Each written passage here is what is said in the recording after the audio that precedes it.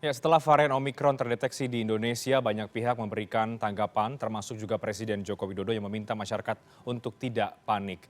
Bertepatan dengan momen libur Natal dan juga Tahun Baru yang berpotensi meningkatnya mobilitas masyarakat, seberapa siap pemerintah mengantisipasi ancaman penyebaran? Bagaimana strategi yang akan dilakukan? Kita akan kembali membahas soal varian Omikron setelah ditemukan di Indonesia bersama dengan dua narasumber. Ada Ibu Siti Nadia Tarmizi, juru bicara Kementerian Kesehatan, Direktur P2PML Kemenkes, dan juga Pak Windu Purnomo, epidemiolog dari Universitas Erlangga. Bu Nadia, Pak Windu, selamat malam, apa kabar? Selamat Kabar malam, baik, Mas Pak Renat. Sehat. Baik, Apa kabar. kabar, Pak Sehat ya. Windu? Ya, semoga semuanya sehat-sehat dan juga baik. Saya ke Bu Nadia langsung. Tadi Pak Menkes sudah mengatakan, Bu Nadia, bahwa beberapa negara ini mengalami lonjakan yang cukup signifikan setelah ada varian Omikron yang menyebar.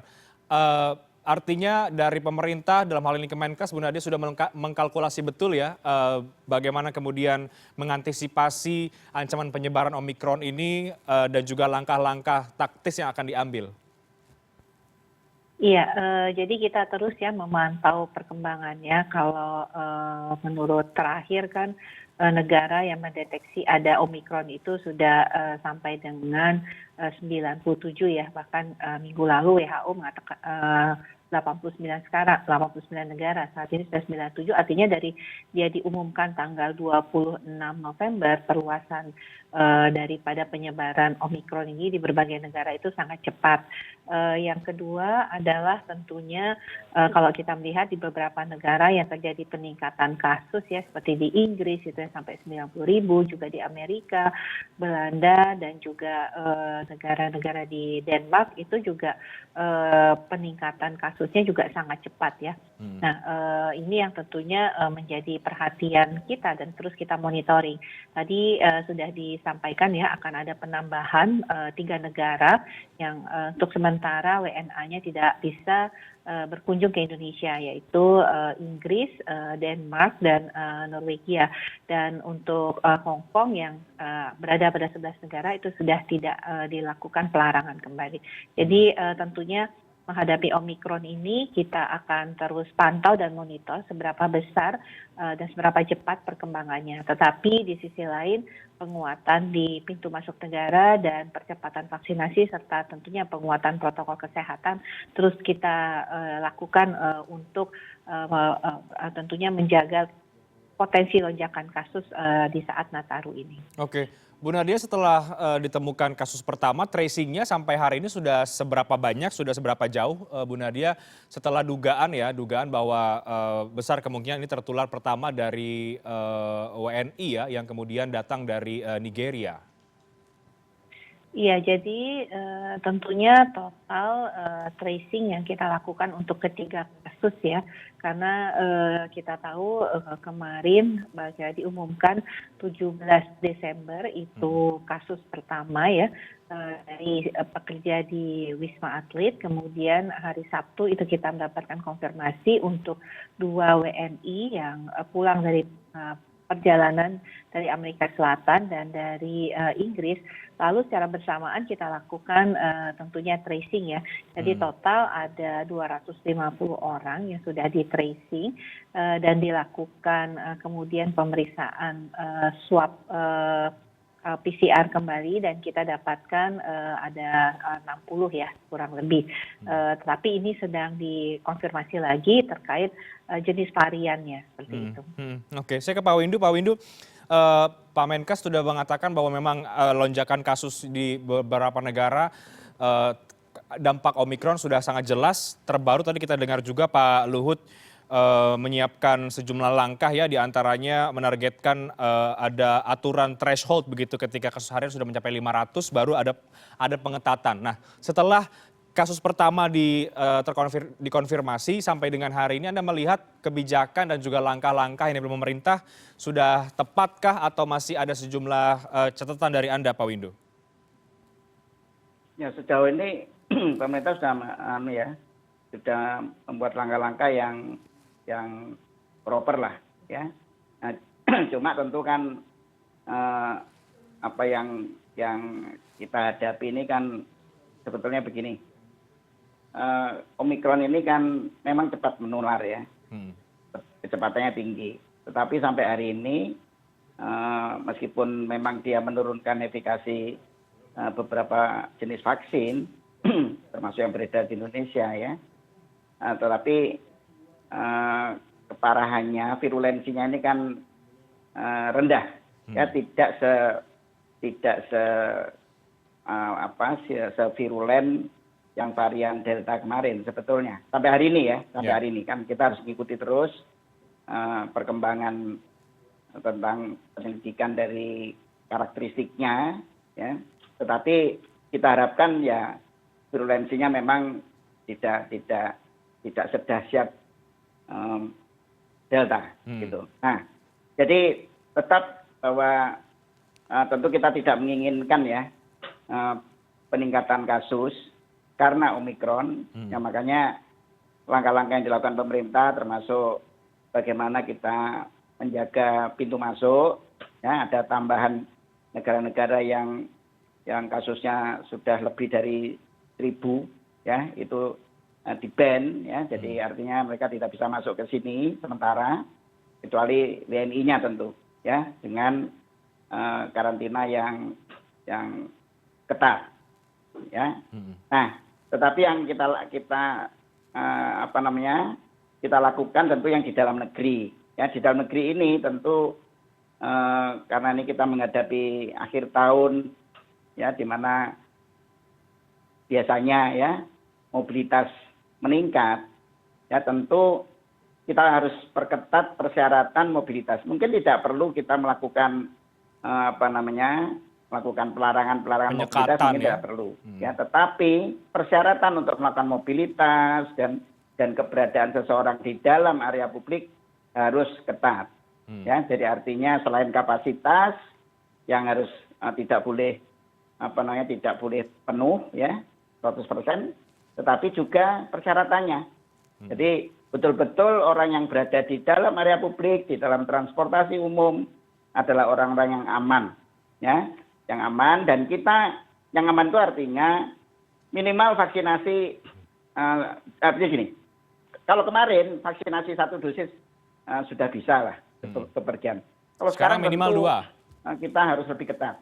Ya, vaksinasi harus 2 dosis. Gitu ya, untuk bepergian, untuk masuk ke area publik, ya. Jadi nanti tentu Peduli Lindungi itu menurut saya sebaiknya disetting ulang untuk sementara ya. Yang tadinya membolehkan orang untuk masuk di sana hanya dengan vaksinasi 1 dosis, sekarang harus 2 dosis misalnya. Kemudian jelas tetap bahwa yang boleh di dalam tempat-tempat umum itu maupun yang di dalam transportasi harus orang yang negatif, ya, atau yang tidak punya kemungkinan positif, misalnya kontak erat dan seterusnya. Dan itu kita sudah punya senjata yang ampuh, namanya platform Peduli Lindungi. Asal Peduli Lindungi ini betul-betul diimplementasikan secara standar, jangan seperti sekarang banyak Peduli Lindungi yang hanya formalitas, ya, dipasang QR code-nya, tetapi orang ternyata pengunjung bisa masuk tanpa menindai. Dan itu seharusnya ada sanksi yang tegas kepada pengelola publik yang tidak mengimplementasikan Peduli Lindungi itu secara proper dan standar. Begitu, Mas Renat. Oke, baik. Bu Nadia, kalau tadi juga kita mendengar apa kata Pak Luhut, tampaknya cukup percaya diri bahwa Omikron ini masih berada di Wisma Atlet saja gitu ya, karena sudah di lockdown juga. Tapi banyak kemudian pakar epidemiolog membaca bahwa melihat sebetulnya varian Omikron ini besar kemungkinan sudah terjadi juga terdeteksi di daerah-daerah. Apakah kemungkinan itu memang ada, Bu Nadia, bahwa Omikron sebetulnya sudah ada di beberapa daerah yang lain? Ya, kalau tentunya kan pemeriksaan genome sequencing ini tidak hanya kita lakukan bagi pelaku perjalanan luar negeri ya, tapi kita juga melakukan pemeriksaan genome sequencing ini dari sampel-sampel yang ada di puskesmas dan rumah sakit. Terutama misalnya kalau di rumah sakit itu menemukan kasus yang mirip ya, seperti yang kita temukan pada petugas di Wisma Atlet ini, yang kemudian hasil CT-nya sangat rendah, tapi orangnya sama sekali tidak merasakan ada gejala-gejala. Jadi ada mungkin gambaran-gambaran klinis yang tidak biasanya. Itu yang kita lakukan pemeriksaan. Dan sampai hari ini memang kita belum mendeteksi ya. Walaupun sebenarnya kita ketahui bahwa saat ini jumlah yang probable Omikron itu sudah bertambah 11 ya.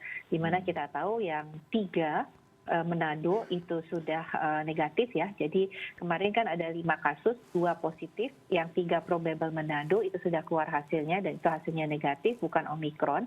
Tetapi kita punya 11 kasus probable lagi yang saat inilah sedang dilakukan genome sequencing, di mana kita lihat dari 11 tersebut 9 kasus itu merupakan sampel yang dikirimkan dari pintu masuk kita yang darat ya, yaitu di Aruk dan di Entikong ya. Nah, jadi ini menjadi perhatian juga bahwa artinya kemungkinan, tapi karena kita masih menunggu juga ya hasilnya ya Mas Renhat ya, artinya pintu masuk termasuk di darat tadi juga harus diperkuat seperti itu supaya jangan sampai ini betul menyebar di dalam masyarakat, karena tidak ada cara lain ya masuknya Omikron ini adalah melalui pelaku perjalanan. Oke, bicara soal pelaku perjalanan, Bu Nadia, sekarang yang tengah tadi juga dibahas oleh Pak Windu adalah bagaimana memperketat masa di libur Natal dan juga Tahun Baru ini yang banyak dikhawatirkan oleh banyak pihak juga, ini bisa menjadi dalam tanda kutip ancaman penyebaran. Ini bagaimana Bu Nadia melihat soal di satu sisi varian Omikron sudah ditemukan, tapi di sisi lain ini bertepatan dengan momen libur Natal dan juga Tahun Baru, sudah dikalkulasi lagi betul-betul segala antisipasi yang akan dilakukan? Iya, sampai saat ini tentunya yang sudah kita lakukan ya sesuai dengan Imendagri 66 2021 dan juga ada SE dari Kementerian Perhubungan adalah pada periode 24 Desember sampai 2 Januari itu yang pasti yang bisa melakukan perjalanan melalui moda udara itu adalah yang sudah mendapatkan vaksinasi 2 kali lengkap ya. Kemudian diikuti dengan pemeriksaan PCR 1 kali 24 jam. Nah, tentunya yang belum mendapatkan vaksinasi itu untuk ditunda dulu mobilitasnya atau perjalanan yang bersangkutan. Nah, kecuali kalau memang yang bersangkutan harus mendapatkan pengobatan atau harus dengan alasan kesehatan, ini diizinkan. Tetapi kalau yang belum mendapatkan vaksinasi 2 kali, ini mobilitasnya akan dibatasi sementara pada periode tersebut. Karena kita tahu periode tersebut adalah puncak mobilitas ya, pergerakan di mana masyarakat ya cenderung melakukan liburan pada periode tersebut. Nah, memang kita akan lihat lagi apakah perlu selanjutnya ditambahkan pengetatan mobilitas, karena kalau kita lihat pemerintah daerah masing-masing juga melakukan kebijakan ya untuk mengetatkan mobilitas di wilayah masing-masing untuk menjaga wilayahnya ini. Nah, ini artinya kembali bahwa selain kita menghimbau masyarakat karena Omikron itu sudah kita deteksi, tapi seperti pesan yang disampaikan, kita tidak perlu panik, tapi kita waspada. Tapi dari segala sesuatu yang paling penting adalah protokol kesehatan dan mematuhi apa yang sudah disampaikan oleh pemerintah. Oke, Pak Windu, apakah Anda melihat ini bisa berjalan efektif semua upaya dan juga kebijakan yang diambil oleh pemerintah menghadapi varian Omikron untuk menghalaunya, terutama di momen libur Natal dan juga Tahun Baru, karena tidak ada penyekatan, memang ada sejumlah ketentuan ya untuk bepergian, tapi kita lihat sekarang tampaknya memang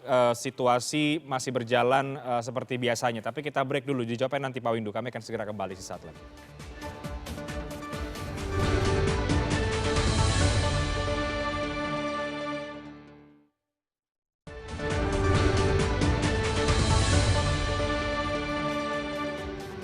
Baik, Anda kembali di Newscast, saya akan langsung ke Pak Windu. Pak Windu, pengetatan pintu masuk sudah dilakukan, juga ada aturan mungkin nanti pengetatan di masa libur Natal juga Tahun Baru.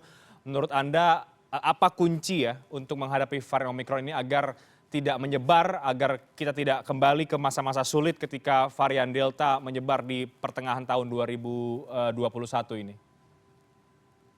Ya, jadi kan kalau kita bicara tentang efektivitas dari baik itu pencegahan, penanganan dan terutama menghadapi Omikron ini kan yang penting adalah bahwa apa yang sudah menjadi kebijakan, sudah tertulis di atas kertas, itu harus diimplementasikan sesuai dengan apa yang di atas kertas.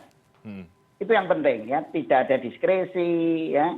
Kemudian betul-betul kalau ada pelanggaran ada jeweran ya. Tapi kalau memang dipatuhi ya mungkin ada reward. Jadi yang penting itu. Tapi yang penting begini Mas ya. Akhir tahun ini tentu berbeda dengan akhir tahun lalu ya. Situasinya sudah berbeda. Dulu ya tahun yang lalu kita tidak punya modal kekebalan di populasi. Ya, itu satu. Jadi sekarang misalnya vaksinasi 2 dosis, yang kita lihat 2 dosis ya, karena kalau 1 dosis kan belum protektif. Yang 2 dosis sekarang sudah mendekati 52% lah.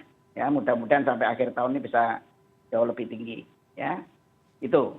Kemudian juga dari Zero Prevalence Survey yang dilakukan oleh Kementerian Kesehatan bersama Kementerian Dalam Negeri yang dibantu oleh universitas juga ya. Itu tampak ya meskipun datanya belum dilansir ke publik secara terbuka sama sekali ya, tetapi bocorannya sudah ada dan sudah disampaikan juga oleh beberapa menteri juga ya, bahwa kita sudah mempunyai kekebalan yang sangat tinggi ya di populasi ya, akibat dari campuran antara kekebalan artifisial karena vaksinasi plus kasus terinfeksi sangat luar biasa besar ya, sehingga mendapatkan kekebalan alamiah ya. Itu modal pertama. Modal kedua atau senjata yang kita tidak miliki di tahun lalu adalah Peduli Lindungi itu. Nah, jadi dengan modal dan senjata itu, modal tadi ada perisainya, yaitu kekebalan tadi, dengan senjata yang cukup ampuh, ya kita harus lebih percaya diri, gitu. Jadi yang paling penting adalah sampai akhir tahun ini betul-betul ya kita harus melanjutkan vaksinasi ini, ya secepat mungkin, sehingga makin banyak populasi yang makin terlindung, ya terutama lansia, karena sebetulnya yang paling berisiko ini kan adalah para lansia ya. Ini, jadi lansia sendiri memang belum bagus-bagus amat sih, anunya ya. Angka vaksinnya. Yang 2 dosis itu, ya makanya vaksinasi ini harus dikejar. Ya, cakupan vaksinasi setinggi mungkin, ya harus kita kejar. Sehingga bagaimanapun juga, meskipun memang ya Omikron ini ya virus SARS-CoV-2 ini sesungguhnya memang tidak bisa semata-mata dicegah oleh vaksinasi, begitu tidak. Infeksinya yang dicegah itu adalah kegawatannya ya, jadi itu. Jadi artinya kalaupun toh ada penularan, tapi kalau kita sudah punya perisai yaitu vaksinasi dan kekebalan alamiah yang lain, maka tentu kita berharap tidak terjadi kasus rawat inap yang tinggi ya, dan tidak terjadi kematian gitu. Itu yang penting gitu. Jadi yang paling penting adalah bahwa kita harus makin meningkatkan atau makin mempertebal perisai kita ya, sehingga kita menjadi tetap, dalam arti gini, aktivitas masih tetap bisa dilakukan meskipun tetap harus ada pengetatan ya, tetapi kita tidak perlu terlalu takut gitu ya, tidak usah terlalu takut, tetapi yang penting adalah perisai itu harus kita punyai ya, plus yang paling utama adalah prokes. Jadi masyarakat itu betul-betul harus sadar ya bahwa sekarang ada virus yang lebih menular, varian yang lebih menular ya.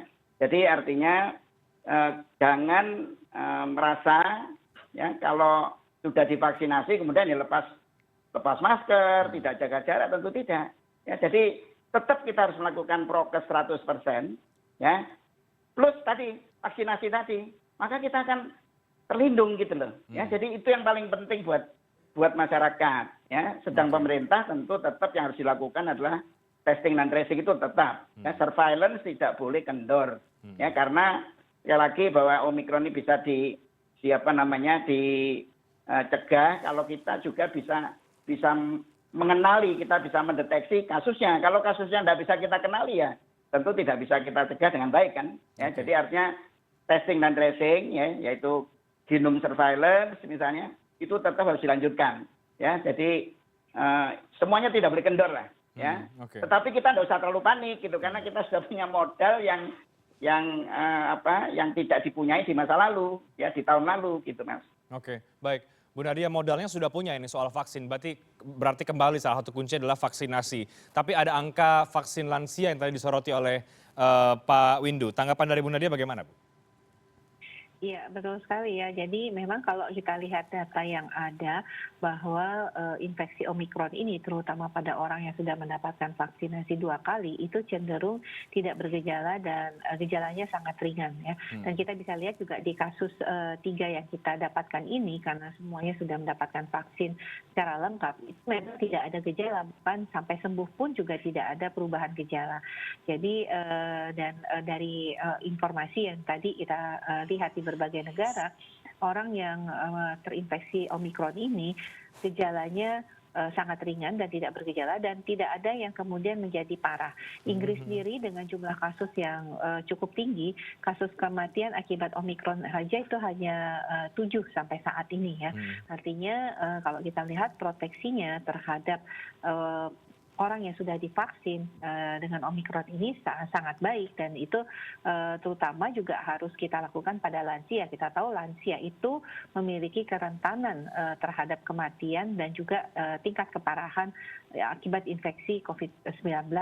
Apalagi kemudian kalau ditambah dengan variannya ini varian Omikron. Jadi percepatan vaksinasi pada lansia seperti yang disampaikan oleh Pak Windu ini menjadi penting karena di banyak negara juga kalau kita lihat kemarin ya sebelum Omikron masuk kematian yang tertinggi itu terutama pada lansia yang belum divaksin dan salah satu menjadi penyebab gelombang keempat ataupun kalau Belanda itu mengatakan sudah mau gelombang kelima itu adalah karena banyaknya lansia yang juga belum mau divaksin. Jadi ini menjadi penting artinya percepatan vaksinasi pada lansia ini juga harus kita lakukan supaya tadi modal kita yang sudah ada itu tidak ada celah yang bolong dalam hal pembentukan kekebalan kelompok tadi dan ini juga akan sangat membantu untuk kita menghadapi Omikron. Oke. Targetnya bagaimana Bu untuk vaksinasi lansia ini dan banyak juga kemudian mengatakan pemerintah juga harus mengejar vaksin mempercepat bahkan vaksin booster ya untuk menghadapi Omikron ini apalagi nanti di tahun 2022.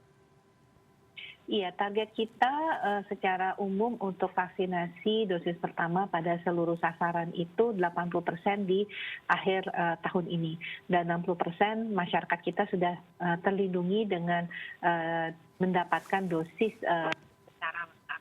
Nah, untuk lansia tentunya kita berharap target 60% pada akhir tahun ini juga dicapai oleh banyak provinsi karena kita lihat provinsi itu baru sekitar 6 atau 7 provinsi yang cakupan vaksinasi lansianya sudah mencapai 60%. Jadi moga-moga dengan adanya persyaratan termasuk persyaratan level PPKM, kemudian persyaratan untuk vaksinasi pada anak usia 6 sampai 11 tahun ini juga akan mengungkit ya cakupan vaksinasi kepada lansia karena memang butuh terobosan-terobosan, inovasi-inovasi dan juga tentunya effort lebih untuk mengajak lansia dan juga menyelesaikan sisa 30% sasaran vaksinasi kita yang belum tervaksinasi dosis pertama. Oke, baik Bu Nadia terakhir menjawab pertanyaan utama dalam dialog ini. Pemerintah artinya sudah siap menghadapi ancaman varian Omikron terutama di tengah mobilitas masyarakat yang mungkin akan kembali naik di akhir tahun ini dengan segala pertimbangannya, kemungkinan terburuknya, kenaikan kasus dan lain sebagainya. Sudah seberapa siap untuk itu Bu Nadia? Iya, artinya kalau kita bicara di hilir, kesiapan fasilitas pelayanan kesehatan tentunya kita optimalkan ya. Belajar dari bulan Juli, kesiapan oksigen, sudah ada penambahan juga baik untuk tabung maupun oksigen konsentrator maupun juga oksigen liquid. Selain itu juga obat-obatan sudah juga kita cukupi dan buffer juga sudah ada. Serta skenario-skenario kalau kemudian perlu penambahan tempat-tempat isolasi dan juga tempat-tempat perawatan ICU. Tapi kembali lagi yang paling tepat adalah pencegahan. Karena kalau kita lihat kemarin dengan angka kasus 50.000 per hari itu Vaskes betul-betul sudah cukup berat. Apalagi kalau kemudian kita lihat bisa 70.000 atau 80.000 per hari ya, walaupun tidak bergejala, pasti akan beban yang sangat berat pada fasilitas pelayanan kesehatan. Dan inilah manajemen pengendalian pada saat terjadinya pandemi adalah bagaimana kita menurunkan kurva tadi. Kalau kurva tadi terjadi jumlah kasus yang sangat banyak dalam waktu yang singkat, pasti kemudian tidak bisa memberikan layanan secara optimal. Terus-menerus selalu kita ingatkan kepada masyarakat untuk mencegah selalu lebih baik dengan mengurangi mobilitas, pastikan kita menjaga keselamatan diri kita, tidak perlu melakukan perjalanan ke luar negeri karena Indonesia jauh lebih aman dan yang tentunya harus kita kejar adalah vaksinasi. Oke, Pak Windu terakhir, artinya semua pihak sekarang harus melihat momen akhir tahun ini secara lebih bijak dan ini bisa jadi kemungkinan kalau tidak diantisipasi menjadi ancaman penyebaran atau bagaimana, Pak Windu? Ya, jadi kalau saya mengatakan begini, akhir tahun ini ujian buat kita. Ya, kalau kita lulus, maka di sepertiga awal tahun depan kita mungkin bisa kita katakan kita sudah lebih sudah aman lah gitu ya. Tetapi kalau kita gagal di akhir tahun ini ya kita bisa mengulang apa yang pernah kita alami sebelumnya dan itu jangan sampai terjadi. Ya, makanya karena itu pemerintah sudah menjalankan langkah-langkahnya dengan baik, tetapi implementasikan itu betul-betul sesuai dengan standar, sesuai dengan apa yang tertulis. Jadi jangan sampai ada diskresi-diskresi dan harus berani menjewer. Ya, jadi law enforcement harus dilakukan, sanksi-sanksi harus ya, terutama bukan pada masyarakat terutama ya, tapi pada pengelola area publik. Ya, karena kalau kita kendalikan adalah pengelola area publik itu, masyarakat kan tinggal nurut saja. Kalau misalnya katakanlah kita harus berani menutup ya, misalnya pengelola area publik yang ternyata tidak menjalankan prokes maupun peduli lindungi tidak dijalankan secara standar. Aja tutup aja, kita harus berani itu, ya kita tutup. Dan masyarakat sendiri tetap ya, kita ini ujian kita ya akhir tahun ini. Ya maka ayo kita harus lulus gitu ya. Jadi jangan bepergian lah kalau tidak perlu. Ya. Kalau piknik tunda aja lah. Piknik itu bisa nanti di awal tahun jadi tidak bersama-sama. Kalau di akhir tahun bersama-sama ya tentu akan terjadi kerumunan. Ya, jadi artinya tahan, enggak usah keluar negeri ya. Tadi Bu Nadia mengatakan kita lebih aman kok, lebih bagus kok daripada luar negeri dalam hal Covid. Ya, jadi artinya di dalam negeri aja. Ya nanti tahan dulu, tahan diri ya. Dan dengan kesadaran itu, saya berharap dan semoga ya, insya Allah kita akan berhasil. Ya, berhasil lulus dan tahun depan kita akan lebih rileks lah gitu. Gitu Mas. Baik, jadi akhir tahun ini adalah ujian. Harapannya kita bisa lulus sehingga tahun depan kondisi pandemi bisa jauh lebih baik. Terima kasih banyak Ibu Siti Nadia Tarmizi. Terima kasih banyak Pak Windu Purnomo. Kita berharap bisa melewati momen libur atau juga tahun baru dengan aman dan juga masyarakat bisa menahan diri untuk tidak banyak bepergian. Terima kasih banyak Bu Nadia, Pak Windu, selamat malam, sehat selalu. Selamat malam. Sampai ketemu Pak.